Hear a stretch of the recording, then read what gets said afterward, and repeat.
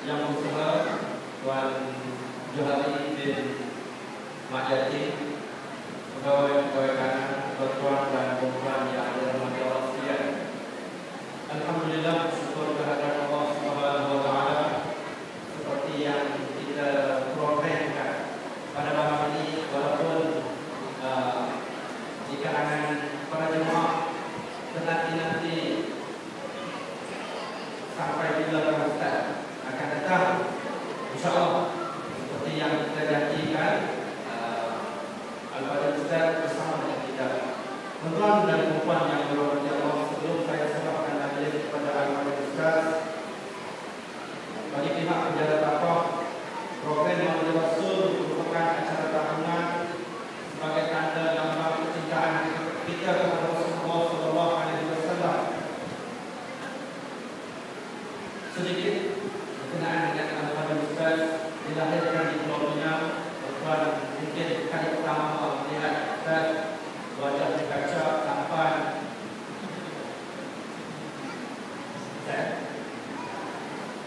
Ustaz, kalau ada belajar tentang tadi, kamu tak sama dengan kita nak menyampaikan di bawah kepada kita. Jadi tanpa membuang masa, sebelum pada itu, saya minta para hadirin semua sekali, kerana pada malam ini kita mendapat satu kerja yang agak memungkinkan, iaitu isu kepada masa kepada kita berfikir kepada Allah. Mari sama-sama kita baca semua bagaimana dan kita lihat setelah Allah ibu Allah yang rahmat yang al-Fadhil.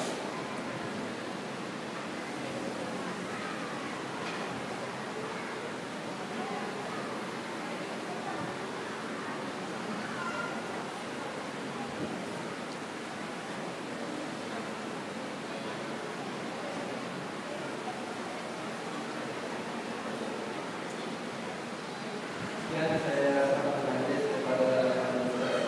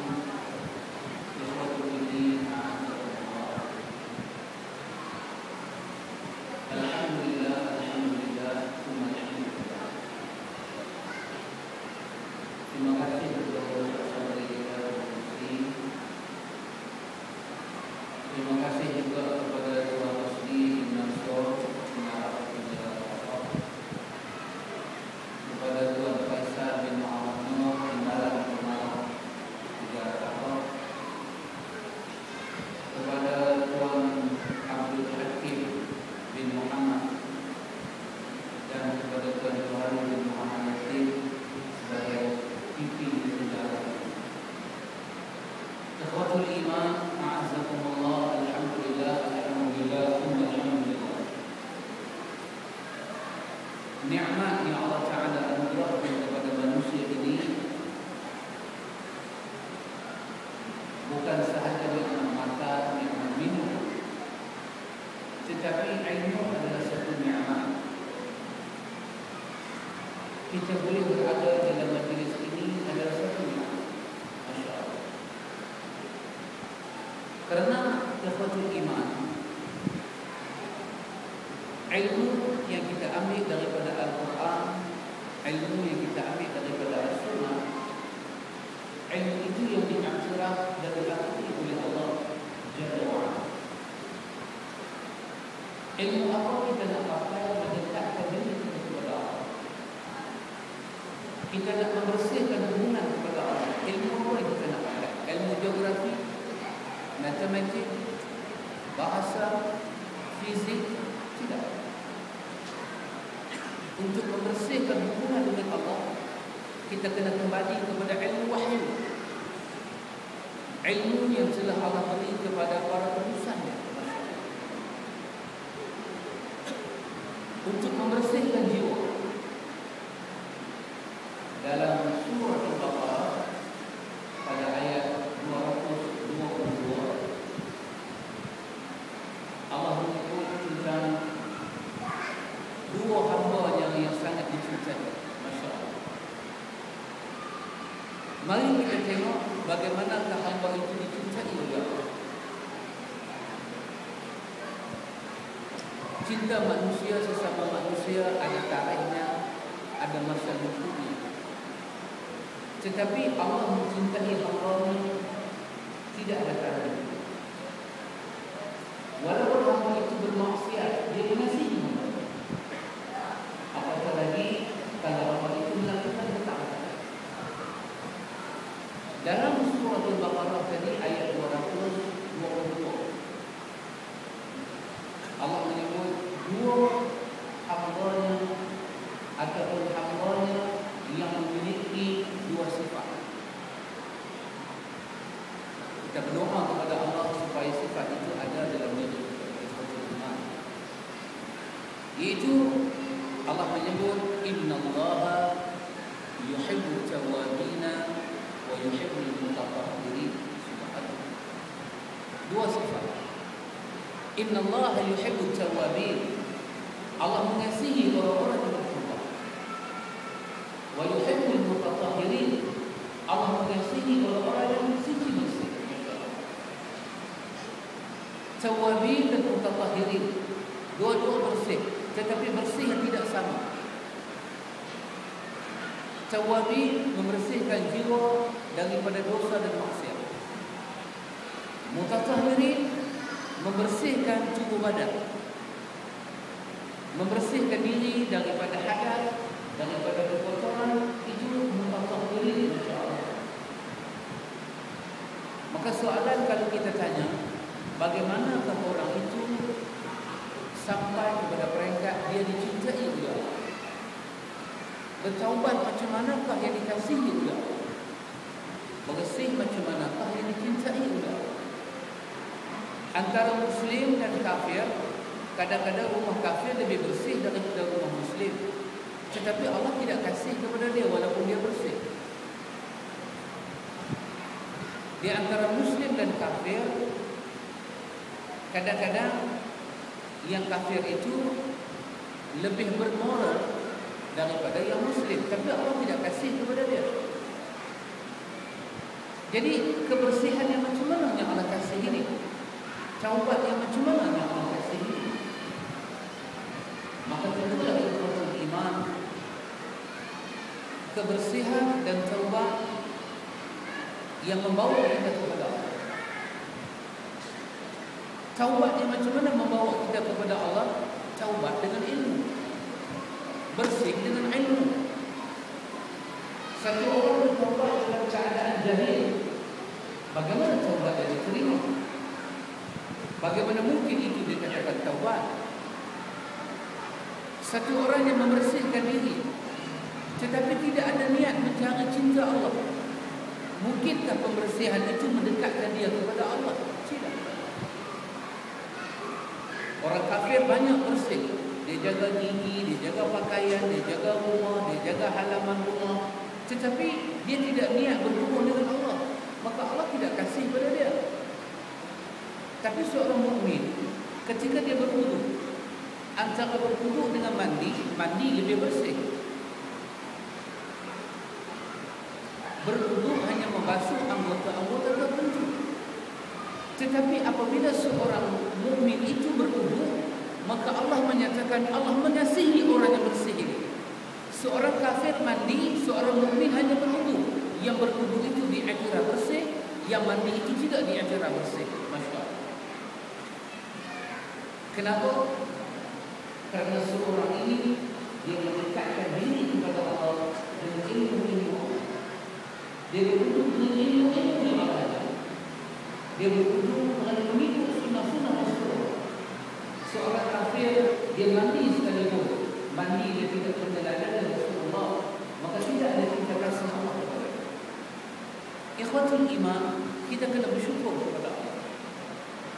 Sama ada kita orang bertaubat ataupun belum, sama ada kita orang yang bersih ataupun belum, Allah sudah memberi kepada kita modal bertaubat dan modal kebersihan. Apa dia? Allah meletakkan kita di dalam majlis ilmu. Ini majlis taklim. Ini adalah kebun ilmu. Dalam kebun ilmu ini untuk iman, kita tidak berbincang soal-soal kehidupan seharian. Tetapi dalam majlis ilmu ini kita berbincang tentang hubungan kita dengan Allah dan hubungan kita dengan Rasul yang diutuskan. Masya-Allah. Ikhwatul iman, mari saya membukakan majlis ilmu ini dengan meminta antum berfikir kepada satu soalan. Satu orang kafir apabila dia ingin masuk Islam, dia mesti menyebut la ilaha illallah Muhammadur Rasulullah. Seorang Islam yang tidak percaya kepada sebutan la ilaha illallah Muhammadur Rasulullah, tidak percaya itu membawa dia kepada peringkat memperolok-olokkan dua kalimah itu, maka dia boleh jadi kafir.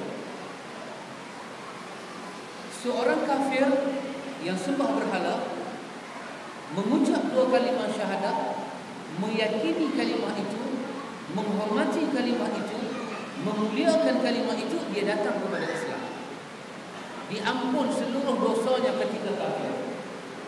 Seorang yang bela Islam tidak percaya dengan kalimah ini, membawa dia kepada lubang kekafiran. Kenapa kalimah ini menentukan Muslim atau kafir? Kenapa kalimah ini boleh menentukan Muslim boleh jadi kafir, kafir boleh jadi Muslim? Maka soalan kalau saya ajukan pada antum, kalaulah kalimah ini kecil, tak kalah kalimah sekecil itu boleh mengkafirkan orang dan boleh mengislamkan orang, tentu kalimah ini besar. Dan kalau antum merenung kembali kepada pengajian-pengajian yang pernah kita lalui, ketika kita mendengar para ulama membacakan hadis, baginda Rasulullah sallallahu alaihi wasallam bersabda, laqinu mautakum la ilaha illallah. Ketika seorang muslim ataupun sesiapa, kafir kah dia, muslim kah dia, ketika dia berada di ambang sakaratul maut, talqinkan di telinga dia la ilaha illallah. Wa imma dia kafir sekali, talqinkan la ilaha illallah. Seorang muslim yang nak mati disuruh mentalqinkan la ilaha illallah. Ketika dia nazam, sebutlah di telinga dia la ilaha illallah. Kalau dia kafir, talqinkanlah la ilaha illallah. Apa terjadi? Kalau yang muslim boleh mengucap kalimah ini, yang kafir boleh mengucap kalimah ini, Nabi tunjuk sekali, maka na'akhudhu kalamihi la ilaha illallah dakhala. Sesiapa yang akhir daripada umurnya mengucap la ilaha illallah, maka dia pasti masuk syurga. Subhanallah. Yang muslim diampun segala dosanya, dia menjadi ahli syurga. Yang kafir dibatalkan segala kekafirannya, dia dianggap muslim dan dimasuk ke dalam syurga. Bahkan di dalam riwayat lain Nabi menyebut man qala la ilaha illallah kana mukhlishan min qalbihi aw nafsihi dakhala al-jannah. Sesiapa yang menyebut la ilaha illallah ikhlas daripada hatinya atau daripada jiwanya, maka kalimah itu membawa dia ke syurga. Subhanallah. Kalau kalimah ini kecil, dua huruf itu kecil, la ilaha illallah Muhammadur Rasulullah, tidak akan bunyi fadilah dan besar. Islam kita ada kena-mena dengan dua kalimah itu, kekafiran orang itu ada kena-mena dengan kalimah ini. Seorang kafir yang banyak menaburkan jasa, tetapi dia tidak mau mengucap kalimah ini, kafirlah dia sampai mati. Tidak diterima segala amal-amal perbuatannya. Allah menyebut di dalam ayatnya, walladzina kafaru a'malahum kasarabin biqi'ah yahsabuhu dhama'an ma. Orang kafir melakukan amal kebaikan seperti mana seorang yang dahaga melihat di ujung sana ada getaran air, tetapi itu bukan getaran air, hanya fata morgana. Dia rasakan air ketika dia mendapatkan getaran air. Itulah amal baik seorang kafir di dunia. Tidak ada habuan di dalam akhirat. Kenapa tidak ada habuan? Dia melakukan kebaikan, bukan dia melakukan maksiat. Dia melakukan kebaikan, dia melakukan amal saleh. Tetapi kenapa tidak diiktiraf? Kenapa tidak ada pahala? Kerana dia tidak menuturkan la ilaha illallah Muhammadur Rasulullah. Fikirlah, agama yang kita anut ini paksi ataupun dasar asasnya adalah la ilaha illallah Muhammadur Rasulullah. Itulah ucapan yang kita dengar tiap-tiap hari di dalam Nida'ur Rahman, di dalam lafaz azan. Selepas daripada Allahu Akbar, Allahu Akbar, dikumandangkan asyhadu an la ilaha illallah, asyhadu anna Muhammadar Rasulullah, menjadi Nida'ur Rahman, panggilan menyuruh kita menunaikan salat. Ikhwatul iman, maka dua kalimah itu adalah penuntut. Kalau kita tidak yakin dengan dua kalimah ini, kita membelakangkan dua kalimah ini, kita tidak mahu mempelajari dua kalimah ini, kita bermusuh dengan dua kalimah ini, tidak menuntut apakah maksudnya, apakah terjemahannya, apakah pengaruhnya, apakah tentukannya, maka risiko kehidupan ini boleh membawa kita kufur kepada Allah. Ikhwatul iman, sambutan Maulid Rasul ini, kita bukan menyambut kelahiran Nabi, sebab pada hari Nabi lahir kita tidak ada. Hari ini pun kita ada, Nabi tiada. Kalau kita sambut juga kelahiran anak kita, anak kita dah mati, kita buat mesti dia tiap-tiap tahun datang tarikh lahir dia, kita buat. Apa orang berkata begini? Suami yang kata apa pada isteri? Anak dia dah mati, tapi dia sambut tiap-tiap tahun. Apa suami yang kata? Kalau suami bawa lah isteri ini berjumpa dengan pakar psikologi, pakar kata wanita ini should be wrong somewhere. Ada yang tak kena. Sebab sambutan kelahiran perlu dibuat pada orang yang hidup, baru dia merasakan manfaat. Tetapi pelik kaum muslimin, dia menyambut Nabi yang telah mati. Pelik. Dan itu kalau orang tanya, kita tidak ada jawapan. Subhanallah, tidak ada jawapan. Seperti mana doktor itu, kalau dia tanya pada wanita ini, dia kata, wahai ibu, anak kamu dah mati, anaknya hidup, kenapa tak sambut kelahiran anak hidup? Potonglah kek untuk dia. Yang disambut anak yang mati ni pasal apa? Nescaya ibu ini akan dikata kepada doktor itu, wahai doktor, kamu tidak mengetahui betapa sayangnya itu pada anak. Sayang itu yang mendorong menyambut. Tetapi doktor itu akan jawab, sungguh dan benar sayang kamu, tetapi kamu sayang salah tempat. Nikmat itu tidak, nikmat makan minum ini kena dikecapi oleh orang hidup. Keberliahan hidup ni orang hidup kena masa, bukan orang mati. Tetapi antum pernah dengar ada perkataan Abu Bakar As-Siddiq radhiyallahu anhu pada hari wafatnya Rasulullah?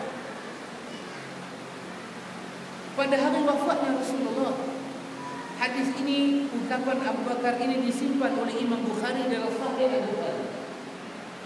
Ketika berita kematian Rasulullah itu bergema di Madinah, Abu Bakar ketika itu berada di Quba, di rumah di Quba.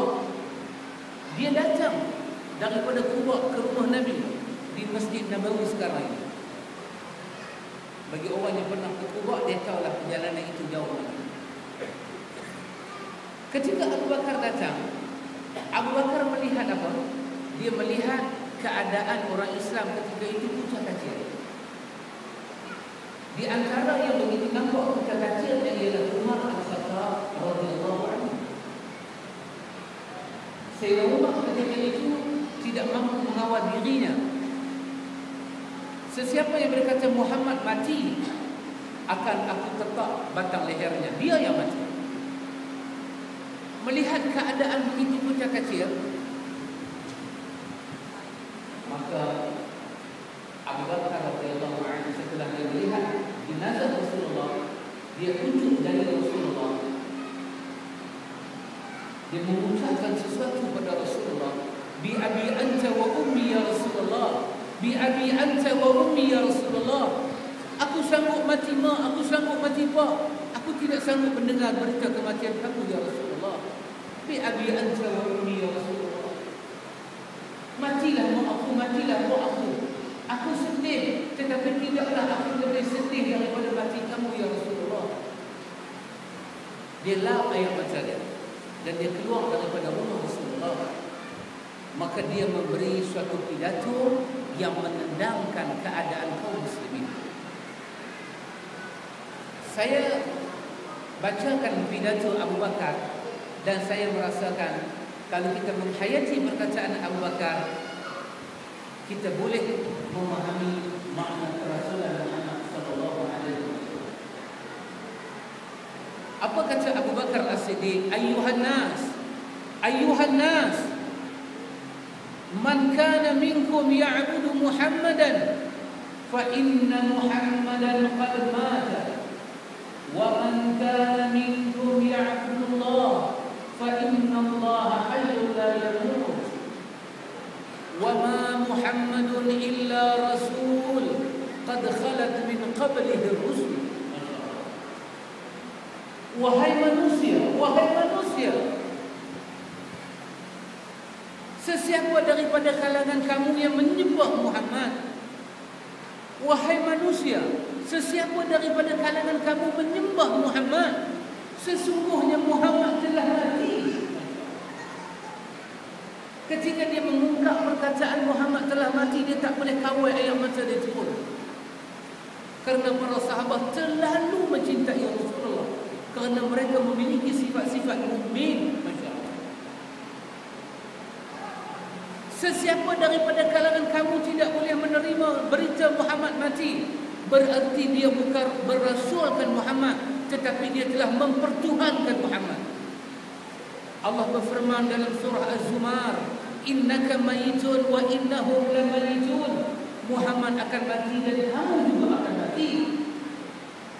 Dan dia membacakan ayat 133 daripada surah Ali Imran, wa ma Muhammadun illa rasul qad khalat min qablihi rusul. Muhammad itu adalah rasul dan sebelum Muhammad ada juga rasul dan mereka juga telah mati seperti Muhammad.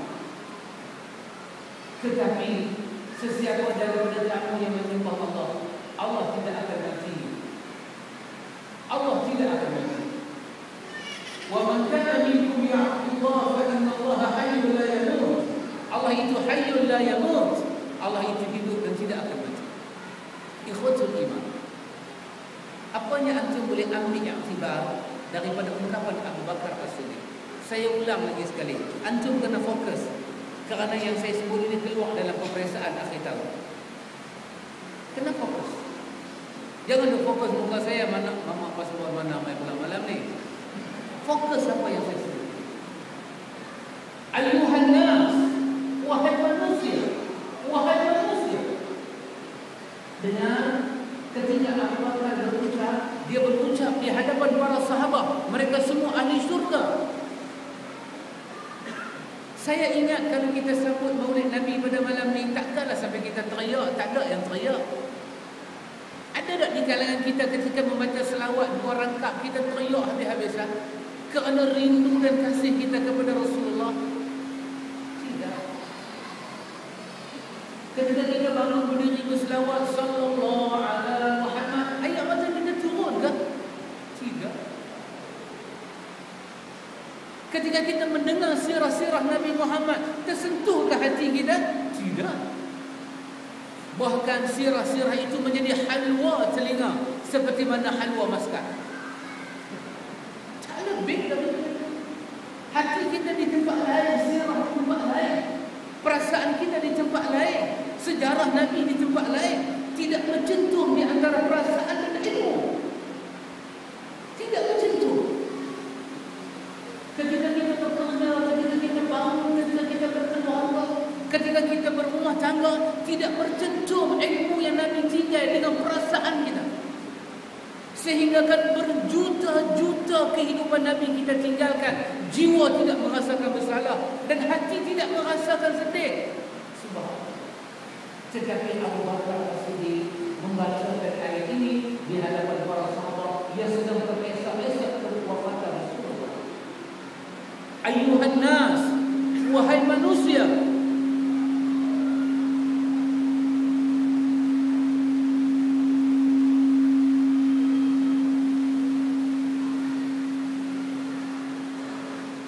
Ayuhan nas, wahai manusia. Man kana minkum ya'budu Muhammadan. Sesiapa daripada kamu, minkum itu dia guna untuk orang yang ada depan mata dia. Sesiapa daripada kamu, dia tunjuk Abu Umar, dia tunjuk sahabat-sahabat lain. Sesiapa daripada kamu yang menyembah Muhammad, hari ini Muhammad telah mati, siapa kamu nak sembah? Ayat mata yang turun itu ayat mata kasih ke ayat mata penyembahan? Tetapi siapa yang di kalangan kamu yang menyembah Allah, Allah tidak pernah mati, hukum hakamnya tidak pernah mati, yang mati hanya Rasul, sunnahnya tidak mati. Segala syariat-syariat Allah yang diturunkan kepada Nabi tidak pernah mati. Jadi seolah-olah Abu Bakar bertanya, yang kamu sambut itu, kamu sambut untuk sesuatu yang mati atau sesuatu yang hidup? Yang mati Rasulullah, tetapi agamanya tidak mati. Kenapa kamu tangisi jasad Nabi yang mati, tetapi kamu tidak berfikir untuk menghidupkan agama ini? Nabi telah wafat, tetapi dia meninggalkan agama. Nabi telah wafat, tetapi dia meninggalkan sunnah. Nabi telah wafat, tetapi dia meninggalkan hukum agama. Yang ada di antara kamu dengan Nabi kerinduan. Rindu orang yang kita kasih telah tiada segala-gala. Rindu itu wajar. Rindu itu sepatutnya. Itu adat orang bercinta dan berkasih. Tetapi kerinduan itu tidak mematikan apa yang dia tinggal. Ayuhan nas, man kana minkum ya'budu Muhammadan fa inna Muhammadan qad mata. Kalau kamu sembah Muhammad, Muhammad telah mati. Wa man kana minkum ya'budu Allah fa inna Allah hayyun la yamut. Tapi kalau Allah lah yang kamu sembah, dia tidak mati, dia hidup. Mintalah, berimanlah, bertakwalah, bertawakallah kepada Allah, istiqamahlah kepada Allah. Nescaya Allah akan beri kepada kamu kemanisan beragama. Masya Allah, itu iman. Bahasa Abu Bakar benar-benar mencabar jiwa manusia. Satu hari dihabaq kepada Abu Bakar As-Siddiq radhiyallahu anhu, ada orang-orang yang memberontak untuk meninggalkan agama setelah wafat Rasulullah. Ketika Rasulullah wafat, ada orang memberontak untuk meninggalkan agama. Ketika itu Abu Bakar keluar dan mengeluarkan satu pidato yang hebat. Kata Abu Bakar As-Siddiq, ayat usul Islam wa ana hayyun, masyaallah. Ayat usul Islam wa ana hayyun, kami adalah kaum yang memegang sunnah Nabi. Adakah kami akan biar agama Nabi ini menjadi lemah sedangkan kami masih bernyawa? Masyaallah. Dia tahu apa yang dia nak sambut, dan dia tahu apa yang dia nak kasih, dan dia tahu apa yang patut dia rindu, dan dia tahu apa yang patut dia pertahankan. Ikhwatul iman, ada satu doa yang patut kita baca kepada Allah. Ada satu doa yang patut kita pohon kepada Allah. Ikhwatul iman, apa dia? Ya Allah, hidupkanlah hati kami yang mati, ya Allah. Subhanallah, hati kita mati. Ikhwatul iman, hati kita sama. Kita perlu doa kepada Allah. Allah hidupkan hati kita. Masya Allah. Kita dengar suatu ayat diturunkan kepada Nabi sallallahu alaihi wasallam. Ayatnya selalu kita baca, wala sawfa yu'tika rabbuka fatarda, wala sawfa yu'tika rabbuka fatarda, wala sawfa yu'tika rabbuka fatarda. Hei Muhammad, hei Muhammad, Allah akan memberi kepada kamu apa sahaja yang kamu suka. Masya Allah. Tawaran yang Allah beri, Allah akan memberi kepada kamu Muhammad apa sahaja yang kamu suka, wahai Muhammad. Allah akan kita dalam tawaran itu apa yang kita akan mohonkan. Datang malaikat, doa kamu mustajab, mintalah. Subhanallah. Kalau kawan duduk dalam penjara, dia akan minta bagi warden mati dia semua. Subhanallah. Wala sawfa yu'tika rabbuka fatarda. Kalau ayat itu nuzul kepada kita, nescaya kita akan minta biar musuh kita mati ke semua. Antum, saya katakan perlu doa kepada Allah jiwa ini mati. Dengarlah jawapan Rasulullah, disimpan oleh Imam Qurtubi dalam tafsir Imam Qurtubi jawapan ini. Ketika nuzul ayat ini dan jiwa kita mati, tidak boleh mengenal betapa hebat sayang seorang Nabi kepada ummah. Masya Allah. Kita ada masalah, ikhwatul iman. Kita tidak mampu membalas perasaan orang. Allah. Seorang wanita mencintai kita. Dia kata dia cinta, tetapi kita tidak membalas perasaan dia. Kita balas bagi kek kat dia. Perempuan tu tanya, jiwa hang ada rasa apa-apa ada kat aku? Kita kata tak rasa apa, ada rasa nak bagi kek saja. Itu bukan cinta. Itu namanya batang betik. Tak reti bercinta, hati mati, hati kaku. Kena belajarlah dengan Allah ini. Kita tidak pandai bercinta. Apa itu cinta? Perasaan itu dibalas. Laila dan Qais bercinta dan dia menunjukkan contoh kepada kita. Ketika Laila mendengar cerita-cerita tentang Qais, menangis Laila. Ketika Qais mendengar cerita tentang Laila, menangis Qais. Orang datang kepada Laila, orang mengatakan Laila, hari ini Qais berpuasa, dia tidak makan, dia tidak minum. Laila menangis. Dia boleh menghayati bagaimana puasa Qais. Qais pula mendengar penderitaan Laila, menangis dia. Apa yang Laila buat untuk Qais, Qais puasa.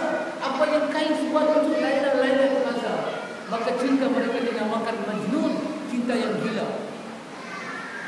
Sebenarnya bukan mereka yang gila, orang tidak pandai bercinta itu yang gila. Jiwa dia mati. Ikhwatul iman, bagaimana mungkin kita menyatakan sayang kepada Nabi, tetapi ketika kita mendengar riwayatnya, hati kita tidak terasa apa-apa. Cinta apakah ini? Dengar, ketika nuzul ayat ini, apakah jawapan Nabi kepada malaikat Jibril alaihi salam? Wala sawfa yu'tika rabbuka fatarda. Wahai Muhammad, ada riwayat menyebut ketika ayat ini turun, baginda sedang berpuasa. Baginda sedang berpuasa, melihat keadaan tidak ada apa-apa untuk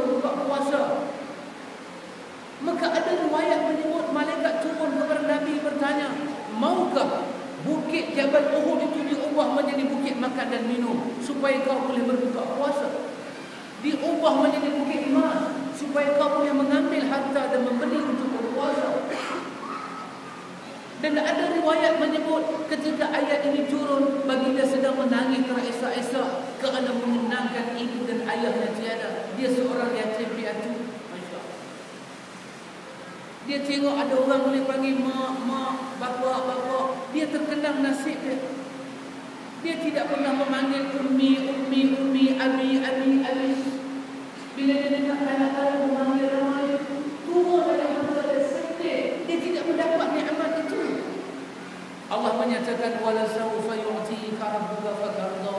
Mintalah Muhammad apa yang kamu nak minta, yang kamu rela kamu minta, Allah akan tunaikan hajat kamu. Masya-Allah. Ikhwatul iman, kita tanya diri kita, tersentuh tak jiwa kita ketika mendengar jawapan ini? Imam Qurtubi menulis di dalam tafsirnya, di dalam surah Wad-Duha wal laili idza saja, jawapan ini. Apa kata Nabi? Nabi berdoa kepada Allah. Nabi menyatakan, ya Rabbi, wahai Tuhanku, ashku ilaik, aku mengadu nasibku kepadamu wahai Tuhan. Aku tidak memerlukan apa-apa di dalam dunia ini. Yang aku perlukan hanya satu sahaja. Apa dia? Selamatkan seluruh umat aku daripada dibakar oleh neraka mulia.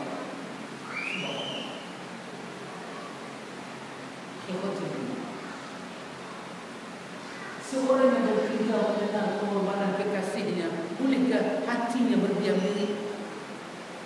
Mampukah hati orang yang bercinta itu memekakkan telinga, mendengar pengaduan kekasihnya kepada Tuhan tentang nasibnya?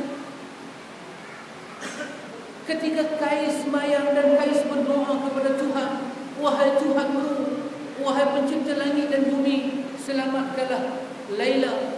Wahai Tuhanku, ampunkanlah dosanya. Hanya dua rangkap perkataan membuat Laila sehari semalam menangis teresa-resa kerana begitu besar ingatan Kais di dalam doa kepada dirinya. Kita mendengar bagaimana baginda Rasul berdoa kepada Allah supaya kita diselamatkan daripada azab Allah, dan hati kita tak apa-apa. Allahu Akbar. Cinta apakah ini? Subhanallah. Sesungguhnya hati ini telah mati. Hati ini telah mati, Masya Allah. Pegawai kerajaan kalau dengar kerajaan kata hujung tahun ni dapat bonus, renyih dia walaupun tak dapat lagi. Kerajaan kata hujung tahun ni akan dapat, belum lagi. Dia renyih sampai ke telinga kerana dia faham bahasa itu, kerana dia tahu manfaat bahasa itu. Tetapi ketika dia mendengar kekasihnya Rasulullah itu berdoa nasibnya kepada Allah, bukan dia berdoa untuk dirinya, berdoa untuk dirinya dan untuk ummahnya, selamatkan daripada azab Allah. Ummah ini tidak terasa apa-apa di dalam hati. Mohonlah hidayah kepada Allah supaya Allah hidupkan hati ini. Maka lebih baik kita tidak sambut pada 12 Rabiul Awal, tetapi jiwa kita ini telah pun rindu dengan Nabi. Itu lebih afdal daripada kita sambut seperti ini tapi jiwa kita beku dan telinga kita ini pekak dengan sunnah Rasulullah. Subhanallah. Di mana hati ini?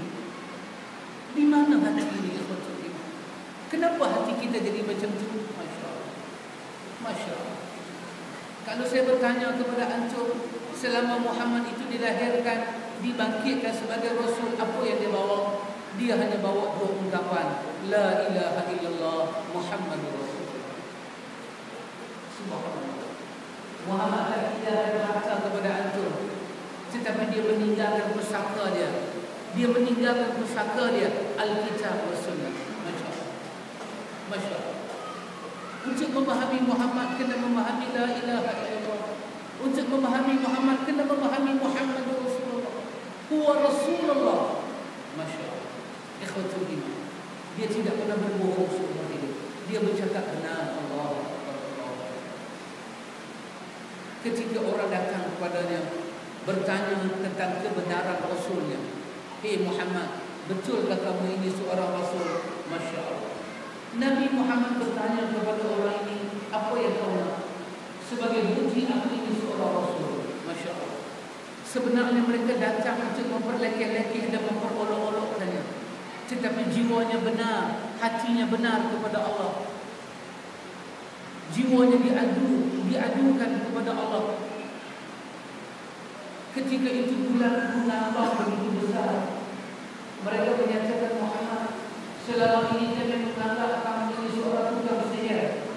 Tetapi kalau sekiranya pada malam ini kau boleh membuktikan suatu tanda kau itu Rasul, seluruh penduduk Mekah akan beriman kepada engkau, wahai Muhammad. Kejadian ini berlaku ketika mereka berhimpun di bumi Mina.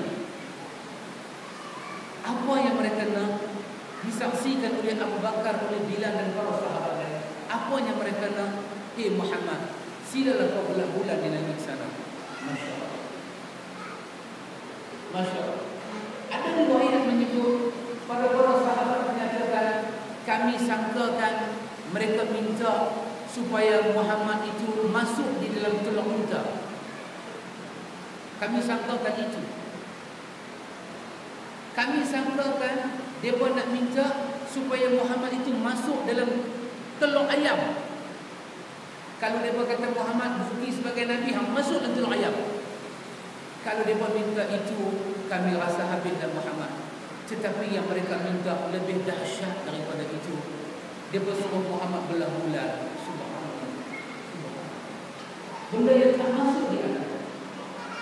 Ikhwatul iman, lihatlah Nabi yang benar ini. Allah tunjuk kebenarannya, kerasulannya, kenabiannya, mukjizatnya, Masya Allah. Kemuliaannya itu Allah tunjuk. Dengan doa dan munajat kepada Allah, baginda memberi isyarat dengan arahan daripada Allah, izin daripada Allah, turun malaikat Jibril. Masya Allah. Jibril boleh turun pada malam itu. Jibril boleh pegang kepala orang-orang yang kafir itu baling ke dalam bumi. Jibril boleh buat, tapi Jibril tidak buat, karena iman itu tidak boleh dimaksa. Iman itu berkeyakinan dalam sejarah. Muhammad, bulan sedang menambah, belah bulan.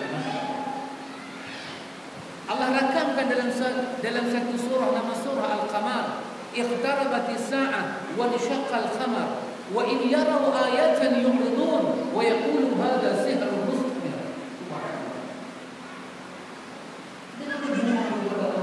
Tiba-tiba diangkat telunjuk naik ke atas, diarahkan, digerakkan jari daripada bawah, bulan menjadi satu rakaat. Iqtarabatis sa'ah wa insyaqqa. Wanisyaqa bermakna jadi rekaat. Wa in yarau, kesemuanya dapat melihat tanda kebesaran Allah. Wa yaqulu hadza sihrun mustamir. Mereka menyatakan ini sihir Muhammad, bukannya seorang rasul. Masyaallah. Apa perasaan kita ketika mendengar zaman Rasul ini membawa agama dan diperolok-olokkan? Apa perasaan kita? Kita mengaji dengan satu ustaz, kita dengar orang lain pelekeh ustaz tu, geram hati kita. Tapi orang pelekeh Nabi kita tak rasa. Masya Allah. Siapa Nabi kita? Ustaz tu kan Nabi kita. Betapa buta hati kita mengenal seorang Rasul di sisi Allah. Kadang-kadang orang beritahu Nabi berkata demikian, tiba-tiba kita menyatakan memang Nabi kata demikian, tapi ustaz saya kata macam lain. Subhanallah. Dia boleh mengikut ustaz meninggalkan Nabi. Betapa tidak mendapat hidayah hati ini di sisi Allah. Tidak mengenal seorang Rasul. Masya Allah, Masya Allah. Karena itu ikhwatul iman, yang kita kena doa pada Allah, hidupkan hati ini. Hidupkan hati ini supaya Allah beri hidayah. Pasal itu Nabi meninggalkan doanya sangat mujarab. Allahumma ati nafsi taqwaha wa zakkiha anta khairu man zakkaha anta waliyuha wa maulaha. Subhanallah. Sahabat-sahabat Rasulullah, Allahumma ati nafsi taqwaha, ya Allah berilah kepada aku nafsu yang bertakwa, wa zakkiha, bersihkanlah hati aku ini sampai bertakwa. Anta khairu man zakkaha, engkau sebaik-baik pembersih ya Allah. anta waliyuha wa maulaha. Engkaulah tuan kepada hati itu dan engkaulah pelindung kepada nafsu aku ini ya Allah. Nabi ajak kita baca doa. Karena bukan masalah sirah Nabi, masalahnya jiwa kita tak tembus. Subhanallah. Saya betul pemikiran ikhwatul iman. Sebetulnya dengan satu surah saya mendengar melembutkan hati saya, mengubahlah hidup saya. Karena yang saya dengar sirah ini bukan sirah orang, bukan sirah ahli pelayaran, bukan sirah ahli sejarawan, tetapi sirah anbiya dan rasul. Yang menceritakan sirah ini bukan manusia, tetapi rasul. Quran mendedahkan. Masya Allah. Bagaimana jiwa ini tidak tertarik? Jiwa ini yang bermasalah. Karena itu Allah menyatakan di dalam ayat-ayat, kalla barrana ala qulubihim ma kanu yaksibun. Allah kata hati-hati. Apa yang mereka usahakan itu telah menutup hati-hati mereka. Masya Allah. Antum ujilah diri antum, ujilah. Ada iman ataupun tidak dalam hati kita, ujilah. Di tengah-tengah malam, di keheningan malam kita bangun dengan niat untuk mendekatkan diri kepada Allah, untuk sujud dan rukuk kepada Allah. Kita bangun di tengah malam dengan niat yang ikhlas kepada Allah. Ketika badan kita nak direbahkan, kita nak merebahkan badan di atas tempat pembaringan untuk tidur malam ni, ikhlaskan niat kita ya Allah. Ya Allah, aku ikhlaskan diri aku pada-Mu ya Allah. Ya Allah, jagakanlah aku pada waktu mustajab doa. Aku nak letak dayaku ya Allah sujud kepada-Mu. Aku nak rukuk kepada-Mu ya Allah. Aku nak mohon hidayah kepada-Mu. Ikhlaskan diri aku kepada Allah. Ini saya Allah akan bangunkan kita ikhlas iman. Ketika kita direzekikan oleh Allah boleh bangun di tengah malam, setelah kita berwudu, kita bersuci, kita berwudu, kita menunaikan 2 rakaat yang ringan, cukuplah rakaat pertama kuliah, rakaat kedua qul Allah. Kemudian kita beristighfar. Astaghfirullahalazim, astaghfirullahalazim. Dan kita mula bertanya, ya Allah, di manakah hati aku ya Allah? Di manakah hati aku ya Allah? Hati ini tidak terasa ketika mendengar azab-azab-Mu. Hati ini tidak terasa ketika mendengar kisah-kisah kematian. Hati ini beku ya Allah ketika mendengar penderitaan yang ada di kubur. Hati ini beku ya Allah. Hati ini beku ketika mendengar sirah-sirah Nabi Kamu ya Allah. Bantu aku ya Allah, tolong aku ya Allah, hidupkanlah hati aku. Sesudah kita berdoa ikhwatul iman, cubalah antum berselawat sekali ataupun 2 kali. Cuba antum tengok, mampukah selawat itu menghubungkan jiwa kita dengan Rasul? Ketika kita menyatakan Allahumma salli ala Muhammad, kepala kita boleh terkenang tak siapa Rasul? Jiwa kita rasa sedih tak? Terlalu rindu kita dengan Rasulullah. Kita sedang beribadah di atas agama yang dia bawa. Allah tidak menerima ibadah kalau tidak memakai sunnahnya. Bahkan tidak ada jalan mendekatkan diri kepada Allah kalau tidak memakai cara Muhammad. Itulah makna Muhammadur Rasulullah. Dia diutuskan oleh Allah untuk membimbing kita. Ketika kita menyatakan Allahumma salli ala Muhammad di tengah-tengah keheningan malam, adakah jiwa kita terasa? Masya Allah. Antum tahu, kalau sekali kita ucap Allahumma salli ala Muhammad sekali dan jiwa ini rasa getaran dia, apa Nabi kata? Man salla alayya salatan wahida sallallahu alaihi asyara. Sesiapa yang selawat satu, bukan 1000, bukan 10,000, bukan 100 ikhwatul iman, satu sahaja. Tetapi satu itu ada hubungan jiwa. Allah memberi selawat 10 kali kepada orang yang berselawat ada hubungan jiwa dengan Muhammad. Di mana jiwa kita ada? Kita banyak menghabiskan duit selawat Allahumma salli ala Muhammad, Allahumma salli ala Muhammad. Kita target sampai 100, sampai 1000. Tetapi kita terlupa. Ketika 1000 kali kita berselawat, jiwa ini masih keras. Sedangkan baginda menyatakan man salla alayya salatan wahida, satu selawat yang ada hubungan dengan aku, Allah bagi 10 kepadanya. Masya Allah. Kalau 1000 yang tidak ada hubungan, satu rahmat pun kita tidak dapat daripada sisi Allah. Nabi kata satu yang ada hubungan, Allah bagi 10 selawat kepada orang itu. Kita hilang khasiat agama Allah. Kita tidak merasai agama ini khasiat kerana jiwa ini. Kenapa jiwa ini mati? Kalla barana ala qulubihim ma kanu yaqsidun. Ada perkara yang telah mereka usahakan dan mereka terlepas pandang, yang perkara itu telah membuat jiwa mereka tertutup daripada hidayah Allah. Apa yang kita buat dalam iman? Apa yang kita buat? Sampai tak terasa jiwa ini. Masya Allah. Ketika Imam Malik rahimahullah ta'ala, Imam Malik berpuasa pada hari Isnin, ikhwatul iman. Dia mengajar di Masjid Nabawi. Dia berpakaian putih, memakai harum-haruman. Dia mengajar musnad yang ada sanad-sanad yang ada di dalam kitabnya Al-Muwatta. Ketika Imam Malik menyatakan, aku mengambil hadis ini daripada si fulan, an fulan, an Rasulillah. Tiba-tiba dia tidak dapat membaca hadis itu. Dia diam begitu lama dan air mata dia turun. Para jemaah bertanya, wahai Imam Madinah, apa dah jadi dengan kamu wahai Imam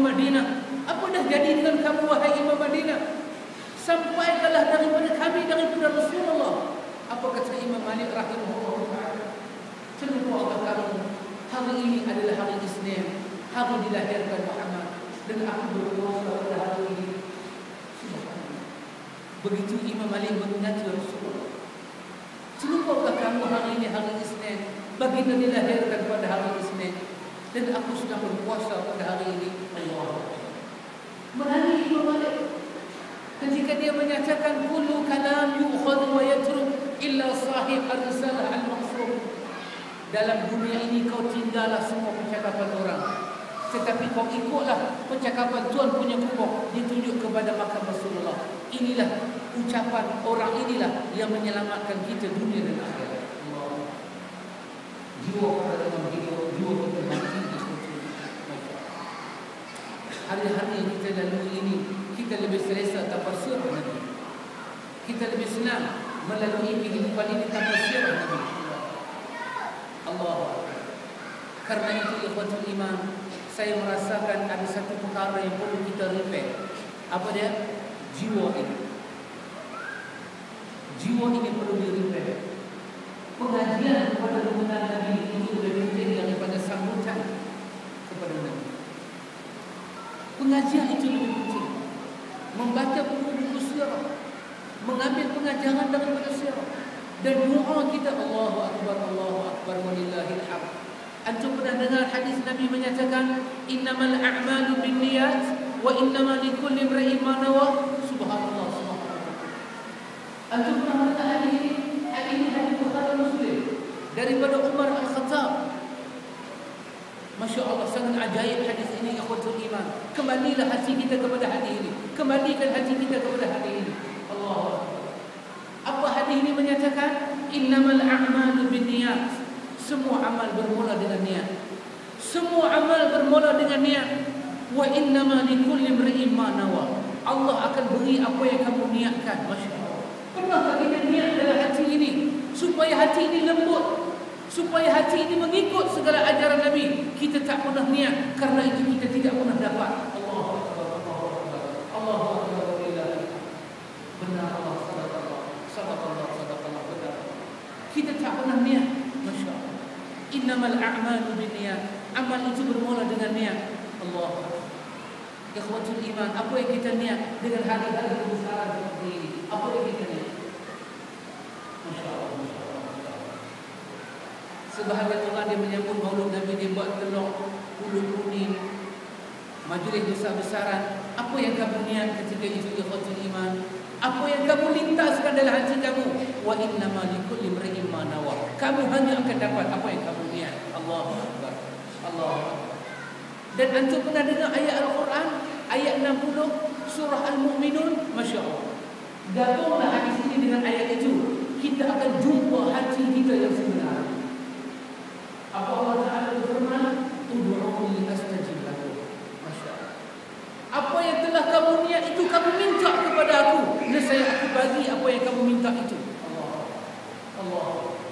Pernahkah kita pohon kepada Allah, lembutkan hati aku ya Allah, hidayahkan nafsuku ya Allah. Hati aku keras ya Allah. Aku mendengar ceramah bermacam-macam ceramah, tapi hati ini tidak terasa siapa Muhammad. Air mata tak pernah turun ketika berselawat. Ya Allah, tolong ya Allah. Kita tak akan berdoa kepada Allah. Ud'uuni astajib lakum. Innamal a'malu binniyat. Kembalikan hati kita ini kepada ayat Allah dan kepada sunnah Nabi ini. Allahu akbar. Kita tidak pernah mencari hati kita. Kita tak pernah membersihkan jiwa ini. Kemudian kita bertanya, kenapa kita tidak merasai kemanisannya? Allah. Dengarlah ayat terakhir daripada surah Al-Ankabut. Masya Allah. Ayat akhir daripada surah Al-Ankabut. Walladzina jahadu fina lanahdiyannahum subulana. Allah. Siapa yang akan dapat? Siapa yang akan dapat? Walladzina jahadu fina lanahdiyannahum subulana. Sesiapa yang bersungguh-sungguh kepada jalan kami, kami buka jalan kami kepadanya. Sungguhkah kita ini? Sungguhkah? Allah bagi sehari 24 jam, sebulan 30 hari. Hisablah diri ini sebelum dihisab oleh Allah. Ya Allah, rezekikanlah kepada kami rezeki kami menghitung diri kami, bukan kami menghitung diri orang. 24 jam 24 jam di mana kita memperbaharui niat kita untuk berhubung dengan Allah. 24 jam. Allah. Masa ibadat kita terlalu sikit, ikhwatul iman. Masa ibadat terlalu sikit. Masa kita menghabiskan menjadi hamba kepada kehidupan ini begitu banyak dan meletihkan Allah. Kain kapan sedang dipotong untuk menanti jenazah ini. Allah Akbar, Allah. Dan kita belum ada bekal untuk bertemu dengan Allah Jalla wa'ala. Apakah ini? Apakah ini? Kadang-kadang jawatan kita, kedudukan kita, apa yang kita mampu pada hari ini, itulah sebab utama kita tidak boleh datang kepada Allah. Pada waktu siang alasan kita sibuk ya Allah. Pada waktu tengah hari alasan kita untuk makan ya Allah. Pada waktu malam alasan kita letih dan ingin berehat. Di manakah amal telah kita bubuh dalam beg untuk balik ke alam barzakh? Jiwa ini telah mati, surga ini mati. Subhanallah. Subhanallah. Jiwa ini telah mati sebelum jasadnya mati. Sangat duka cita. Kata para ulama, lebih baik jasad itu mati tetapi jiwa itu hidup daripada jasad itu hidup tetapi jiwanya mati. Allah. Karena itu ikhwatul iman, kena berdoa kepada Allah, kena memohon kepada Allah, kena ada niat yang bersih kepada Allah supaya jiwa ini dihiasi dengan iman, dengan amal yang saleh. Kita tidak mengadu kepada Allah, kita tak memohon kepada Allah. Antum dengarlah, cubalah antum dengar sesuatu yang Allah cerita di dalam Al-Quran. Allah cerita di dalam Al-Quran tentang seorang Nabi yang bernama Ayub alaihissalam. Terlalu sikit sangat saya cerita tentang maulid Nabi. Sebab apa? Sebab antum boleh bercerita lebih banyak daripada saya. Sebab antum sudah dengar ceramah maulid ini berpuluh-puluh tahun. Tetapi daripada perjumpaan kita malam ini, saya nak membangkitkan kepada antum sekalian, carilah hati kita di hadapan Allah. Minta Allah kembalikan hati. Untuk itu saya bacakan kepada antum apa yang Allah sebut di dalam surah Al-Anbiya ayat yang ke-73-74. Ayat yang ke-83-84. Masya Allah. Masya Allah. Saya rasa antum boleh faham apa yang akan saya sampaikan ini. Kalau antum boleh faham apa yang saya sampaikan ini, maka majlis ini boleh bersurat. Saya sudah faham. Kalau tak faham, saya turunkan. Maka lebih baik apa ambil faham. Antum cuba dengar ayat Allah ini. Subhanallah. Subhanallah. Subhanallah. Saya mendengar ayat ini dibacakan oleh seorang syekh. Ia bernama Syekh Maulud dalam khutbah jemaah dan dia menangis sampai tak boleh menyampaikan khutbah. Ketika itu saya berdoa kepada Allah, jadikanlah hati itu seperti hati dia ya Allah. Mendengar ayat-Mu menjadi lembut hati ini ya Allah. Membaca kisah-kisah di dalam Quran mendatangkan kesenangan di dalam hati ya Allah. Seorang syekh daripada Turki, dia mengajak berhampiran dengan Masjid Jami' Abu Hanifah, agak tidak jauh daripada situ.